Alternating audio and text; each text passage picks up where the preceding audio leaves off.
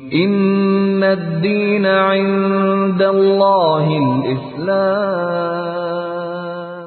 الله أكبر الله أكبر لا إله إلا الله والله أكبر الله أكبر ولله الحمد.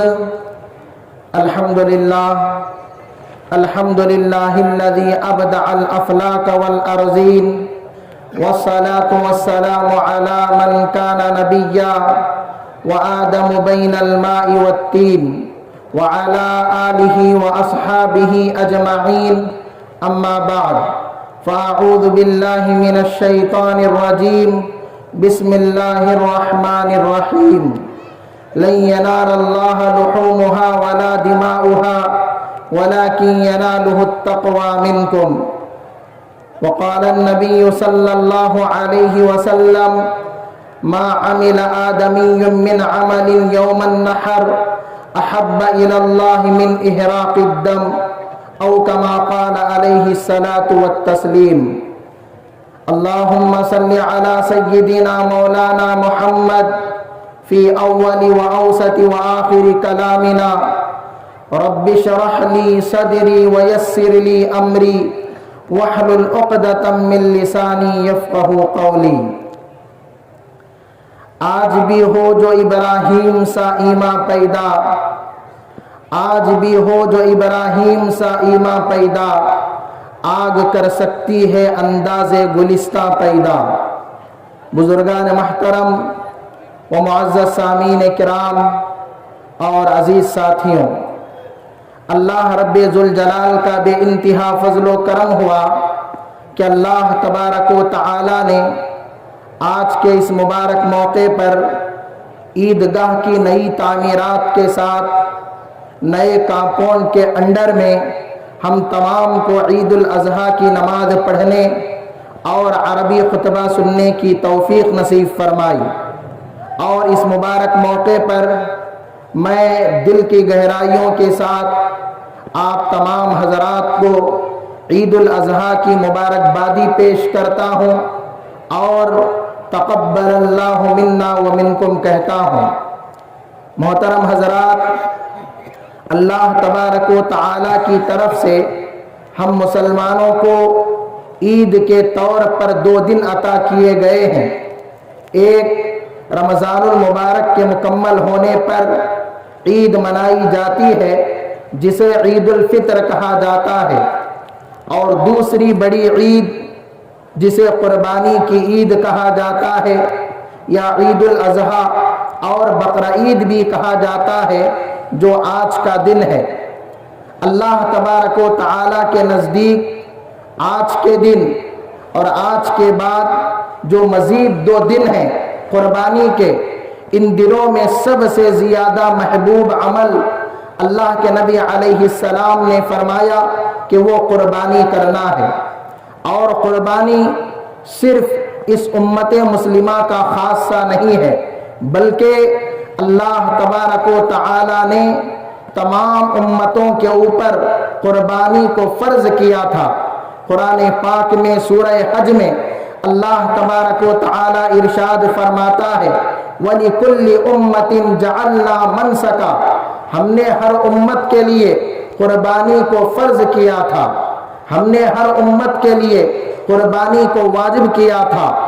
اس آیت کی تشریح میں، اس آیت کی تفسیر میں حضرات علماء فرماتے ہیں کہ حضرت آدم علی نبینا علیہ السلام سے لے کر آج تک قربانی کا عمل جاری و ساری ہے. حضرت آدم کے 2 بیٹے حابیل اور قابیل نے اللہ کے دربار میں قربانی پیش کی، جس کو اللہ نے کہا: اذ قربا قربانا فتقبل من احدهما ولم يتقبل من الاخر، کہ ان 2 بیٹوں نے اللہ کے دربار میں قربانیاں پیش کی تو اللہ تبارک و تعالی نے ایک کی قربانی کو قبول کر لیا اور دوسرے کی قربانی کو رد کر دیا.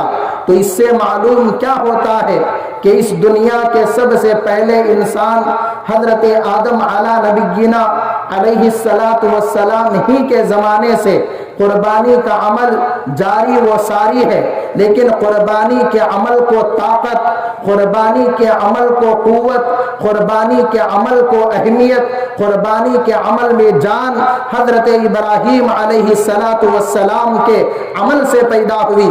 حضرت ابراہیم کی قربانی سے اس کے اندر جان پیدا ہو گئی، اور آج تک حضرت ہی کا نام لے کر قربانی کا عمل انجام دیا جاتا ہے۔ اور روایتوں میں آتا ہے حضرت داؤد علیہ السلام نے اللہ تبارک و تعالی کے دربار میں 1,22,000 جانوروں کو قربان کیا۔ اور حضرت ابراہیم علیہ السلام کے بارے میں آتا ہے کہ حضرت ابراہیم علیہ السلام نے ایک زمانے میں 200 جانوروں کو اللہ کے نام پر قربان کیا۔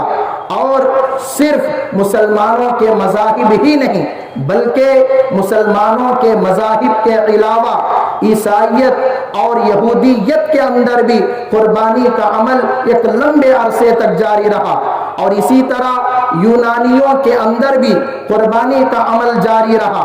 ان لوگوں کا عقیدہ تھا کہ اگر جانور کا خون بہایا جائے، جانور کا گوشت تقسیم کیا جائے تو ہمارے گناہوں کا کفارہ بن جاتا ہے، ہمارے لیے آسانیاں پیدا ہوتی ہیں، ہمارے لیے سہولتیں پیدا ہوتی ہیں، حتیٰ کہ ہمارے غیر مسلم بھائیوں کے مذاہب کے اندر بھی قربانی کا عمل جاری و ساری ہے۔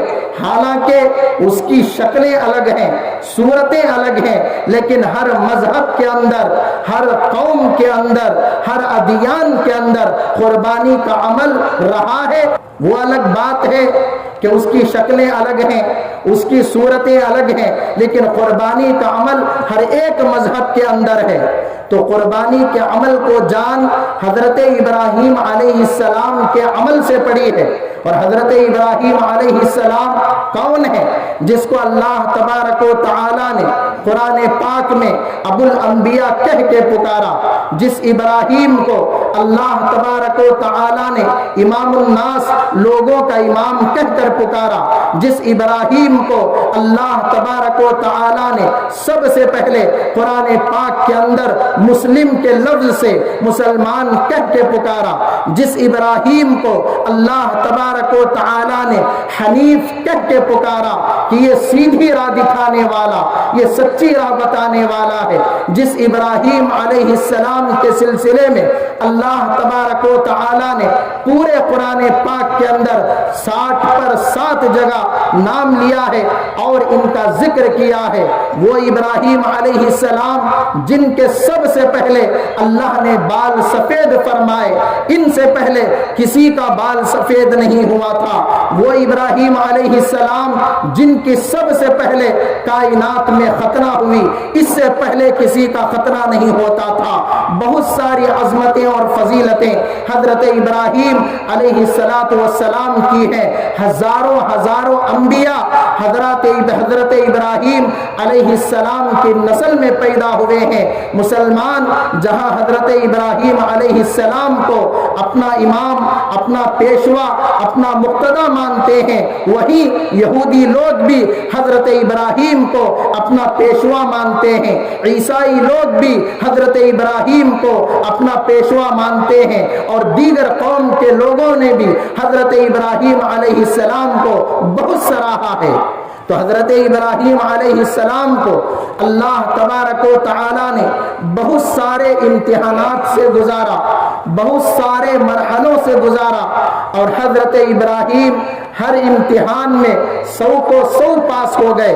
حضرت ابراہیم ہر مرحلے میں کامیاب ہوتے چلے گئے، اور سب سے بڑا امتحان حضرت ابراہیم کا جو لیا گیا وہ یہ لیا گیا کہ حضرت ابراہیم علیہ السلام کو 80 پر 6 سال کی عمر میں ایک چاند سا، پھول سا، نور نظر، لخت جگر بیٹا عطا ہوا۔ اس بیٹے کی عمر 14 سال کی ہوتی ہے۔ اللہ تبارک و تعالی خواب کے ذریعے حضرت ابراہیم کو حکم دیتا ہے کہ اے ابراہیم، اس بچے کی قربانی ہمیں چاہیے، اس بچے کی قربانی ہمیں منظور ہے۔ اور حضرت ابراہیم علیہ السلام کا یہاں بھی امتحان تھا اللہ تبارک و تعالی چاہتا ڈائریکٹ حضرت جبرائیل کو بھیج کر حضرت ابراہیم کو حکم دے سکتا تھا، لیکن اللہ تبارک و تعالی نے خواب کے ذریعے حضرت ابراہیم کو حکم دیا، یہ دیکھنے کے لیے کہ ابراہیم خواب سمجھ کر چھوڑ دیتا ہے یا میرا حکم سمجھ کر اس کام کو تعمیل تک پہنچاتا ہے۔ حضرت ابراہیم کو ایک دن خواب آیا، حضرت ابراہیم نے سمجھا شاید خواب ہوگا۔ دوسرے دن حضرت ابراہیم کو خواب آیا، حضرت ابراہیم سوچنے اور غور و فکر کرنے میں لگ گئے۔ تیسرے دن خواب آ گیا، حضرت ابراہیم سمجھے یہ محض خواب نہیں ہے بلکہ اللہ کی طرف سے مجھے حکم دیا گیا ہے، اللہ کی طرف سے مجھے پیغام دیا گیا ہے، اللہ کی طرف سے مجھے تاکید کی گئی ہے کہ اس بیٹے کی قربانی ہمیں چاہیے۔ اور آپ حضرات کو معلوم ہونا چاہیے کہ حضرات انبیاء کا خواب سچا ہوتا ہے، حضرات انبیاء کا خواب کبھی جھوٹا نہیں ہوتا۔ ہمارا خواب کبھی سچا بھی ہوتا ہے، کبھی جھوٹا بھی ہوتا ہے، لیکن حضرات انبیاء کا خواب کبھی جھوٹا نہیں ہوتا۔ اور حضرات انبیاء کا خواب وہی ہوتا ہے، اللہ کی طرف سے کوئی پیغام، کوئی حکم ہوتا ہے تو حضرت ابراہیم علیہ السلام آج ہی کے دن 10 ذی الحجہ کو مکہ مکرمہ میں مینا کے میدان میں اپنے پیارے بیٹے اسماعیل کو لے کر جاتے ہیں اور اپنے بیٹے سے کہتے ہیں انی اصبحک فانظر ماذا تری، اے میرے پیارے بیٹے میں خواب میں دیکھ رہا ہوں کہ میں تجھے قربان کر رہا ہوں، تیری کیا رائے ہے، قربان جائیے۔ حضرت اسماعیل علیہ السلام کے جواب پر باپ ہو تو عیسیٰ اور بیٹا ہو تو عیسیٰ، حضرت اسماعیل نے جواب دیا قال یا ابت افعل ما تؤمر ستجدنی انشاء اللہ من الصابرین، اے میرے ابا اللہ کی طرف سے آپ کو جو حکم دیا گیا ہے وہ کام آپ کر گزریے، آپ مجھے شکوہ کرنے والا، شکایت کرنے والا، رونے والا، گڑ گڑانے والا نہیں پائیں گے بلکہ آپ مجھے صبر کرنے والا پائیں گے، آپ مجھے صبر کرنے والا پائیں گے، آپ قربانی کر دیجئے۔ حضرت ابراہیم علیہ السلام نے حضرت اسماعیل کی رضامندی سے حضرت اسماعیل علیہ السلام کے گلے پر چھری چلا دی، لیکن اللہ کا کرنا ایسا ہوا کہ اللہ تبارک و تعالی نے چھری کو حکم دے دیا، اے چھری نیچے اسماعیل ہے اور تو چھری ہے، میں تجھے حکم دیتا ہوں کہ تو اس کے گلے کو کاٹ نہیں سکتی۔ حضرت ابراہیم بار بار چھری چلا رہے ہیں، تیز کر رہے ہیں، چلا رہے ہیں، لیکن کٹنے کا نام نہیں۔ آواز آتی ہے وَنَادَيْنَاهُ أَيْ يَا إِبْرَاهِيمُ قَدْ صَدَّقْتَ الرُّؤْيَا، اے ابراہیم رک جا، رک جا، تو نے خواب سچ کر کے دکھایا، اے ابراہیم تو امتحان میں کامیاب ہو گیا، اے ابراہیم تو امتحان میں پاس ہو گیا۔ اِنَّا كَذَلِكَ نَجْزِي الْمُحْسِنِينَ، ہم ایسے لوگوں کا ایسا ہی بدلہ عطا کرتے ہیں، ہم نیک لوگوں کا، اچھے لوگوں کا بہترین بدلہ عطا کرتے ہیں۔ اور اللہ نے خود کہا ان ھذا لہو البلاء المبین، یہ کوئی معمولی امتحان نہیں تھا، یہ بہت ہی بڑا امتحان تھا، یہ بہت ہی بڑا امتحان تھا۔ وَفَدَيْنَاهُ بِذِبْحٍ عَظِيمٍ، اور اللہ تبارک و تعالی نے جنت سے ایک مینڈا اتارا اور حضرت اسماعیل کی جگہ اس مینڈے کو قربان کیا گیا۔ اس وقت سے لے کر آج تک یہ عمل جاری ہے، ساری ہے، اور انشاءاللہ تعالی قیامت تک یہ عمل جاری و ساری رہے گا۔ اللہ کے نبی صلی اللہ علیہ وسلم نے خود 100 اونٹوں کو قربان کیا ہے اور اس میں تقریباً 60 سے زیادہ اونٹوں کو اپنے ہاتھ سے قربان کیا ہے۔ اور آخری حج کے موقع پر اللہ کے نبی علیہ السلام نے 2 خصی جانوروں کو ذبح کیا ہے، 2 خصی جانوروں کو قربان کیا ہے۔ حضرت علی رضی اللہ تعالی عنہ اپنے آخری وقت تک قربانی کرتے رہے، ایک اپنی طرف سے اور یہ اللہ کے نبی کی طرف سے۔ تو ان تمام چیزوں کے کیا معلوم ہوا کہ قربانی کا عمل حضرت آدم سے چلا ہے، حضرت ابراہیم سے قربانی کے عمل کو طاقت ملی ہے، اللہ کے نبی نے قربانی کا عمل انجام دیا ہے، حضرات صحابہ نے قربانی کا عمل انجام دیا ہے، حضرات تابعین و تبع تابعین نے، ہمارے اکابر و اسلاف نے قربانی کے عمل کو انجام دیا ہے، اور خدا کی قسم قیامت تک یہ قربانی کا عمل جاری و ساری رہے گا۔ کوئی دنیا کا مائکہ لال اس قربانی کے عمل کو نہ روک سکتا ہے، نہ ٹوک سکتا ہے، نہ رکا سکتا ہے، نہ ختم کر سکتا ہے۔ بولو انشاءاللہ۔ تو یہ قربانی کا عمل کیا ہے؟ حضرات صحابہ نے پوچھا یا رسول اللہ ما هذه الاضاحی، یہ قربانی کا عمل کیا ہے؟ اللہ کے نبی نے فرمایا سنت ابیکم ابراہیم علیہ السلام، یہ تمہارے باپ دادا ابراہیم علیہ السلام کی سنت ہے۔ حضرات صحابہ نے پوچھا قالوا فما لنا فیہا یا رسول اللہ، ہم قربانی کریں گے ہمیں کیا ملے گا؟ اللہ کے نبی نے فرمایا قال بکل شعرۃ حسنہ، ہر بال کے بدلے تمہیں ایک نیکی ملے گی، ہر بال کے بدلے تمہیں ایک نیکی ملے گی۔ صحابہ نے پوچھا اے اللہ کے رسول اون کا کیا حکم ہے، ریشے کا کیا حکم ہے؟ اللہ کے نبی نے فرمایا قال بکل شعرۃ من الصوف حسنہ، ہر اون کے بدلے، ہر ریشے کے بدلے بھی تمہیں ایک ایک نیکی ادا کی جائے گی۔ آج تک ہم اپنے سر کے بال نہیں گن سکے، آج تک ہم اپنی داڑھی کے بال نہیں گن سکے، آج تک ہم اپنے مونچھوں کے بال نہیں گن سکے۔ بتائیے جانوروں کے بال ہم گن سکتے ہیں؟ جانوروں کے بالوں کی تعداد کا اندازہ ہم لگا سکتے ہیں؟ بے حد و حساب جانوروں کے جسم پر بال ہوتے ہیں، تو اللہ تبارک و تعالی بے حد و حساب نیکیاں قربانی کے عمل پر دیتا ہے۔ اور ایک روایت میں آیا اللہ کے نبی نے فرمایا جانور کے خون کے ہر قطرے کے بدلے اللہ تبارک و تعالی ایک ایک نیکی عطا کرتا ہے۔ جانور کے خون کے ہر قطرے کے بدلے اللہ تبارک و تعالی ایک ایک نیکی عطا کرتا ہے۔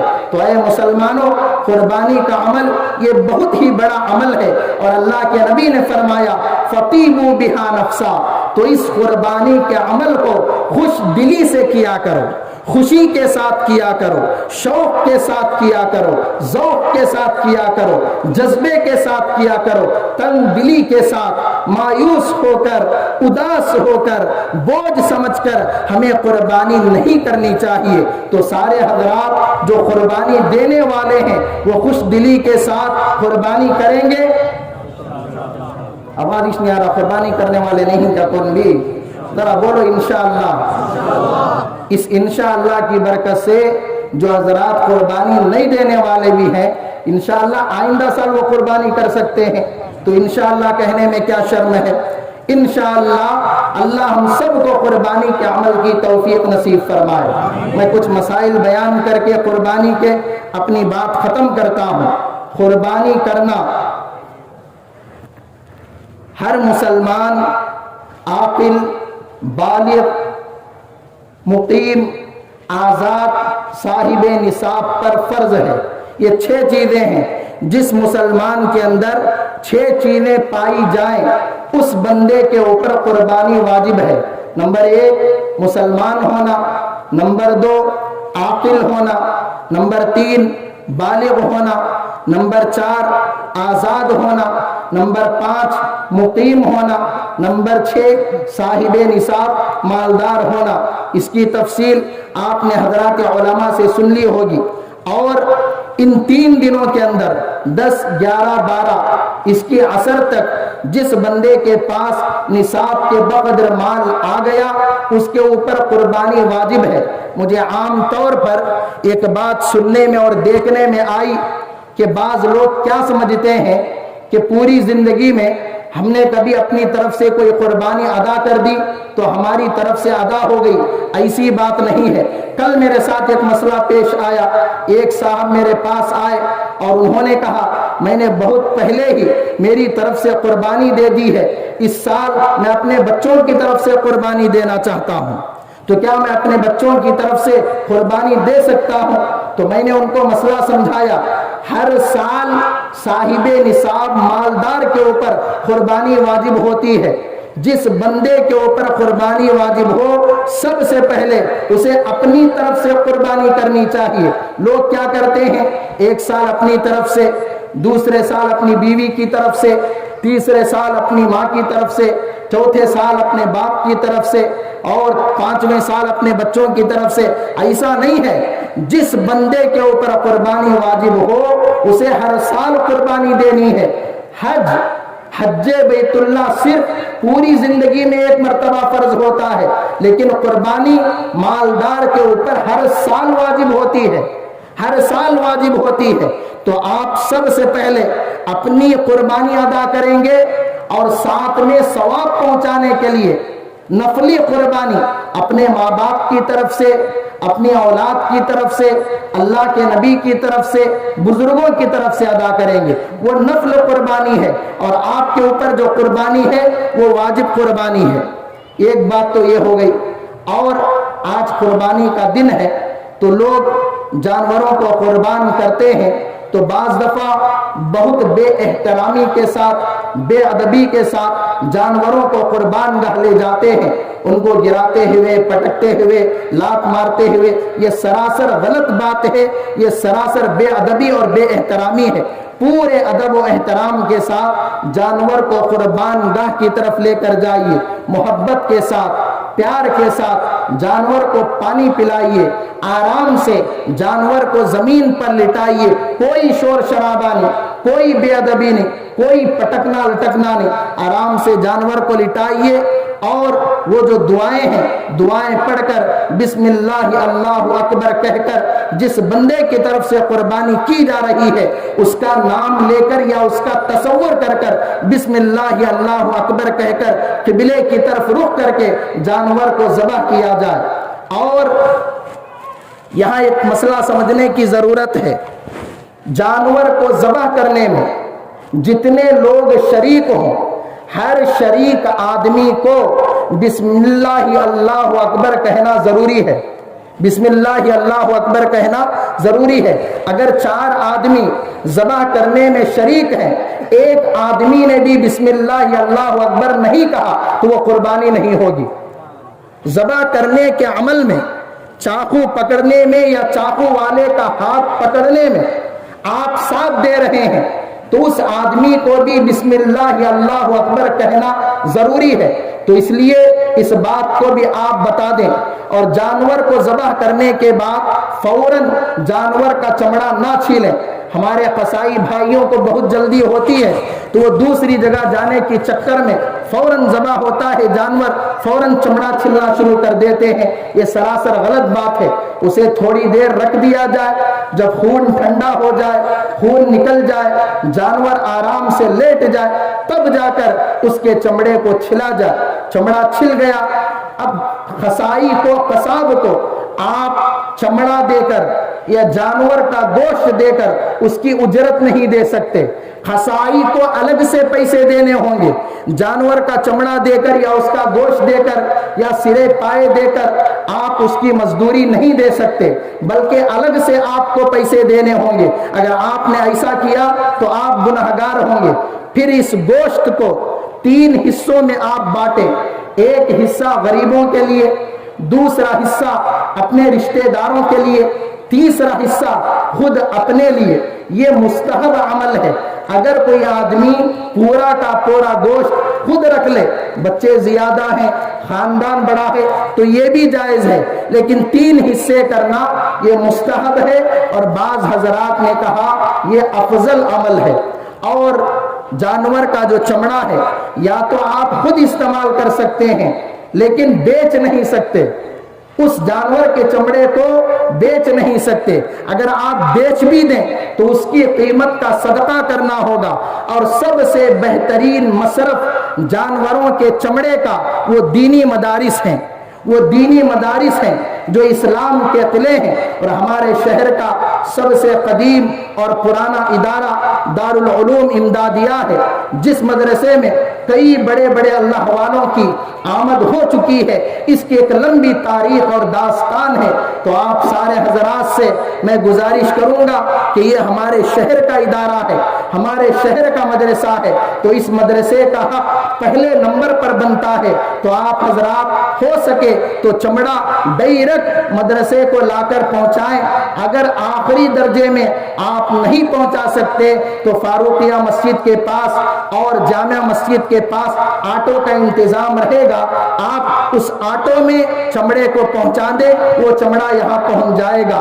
اس کے علاوہ آج کا دن قربانی کا دن ہے، اللہ کی طرف سے ضیافت کا دن ہے، اللہ کی طرف سے مہمانی کا دن ہے۔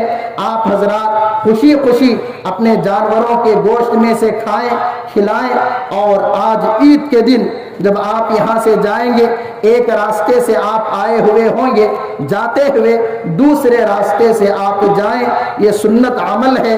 ابھی اللہم صلی علی سیدنا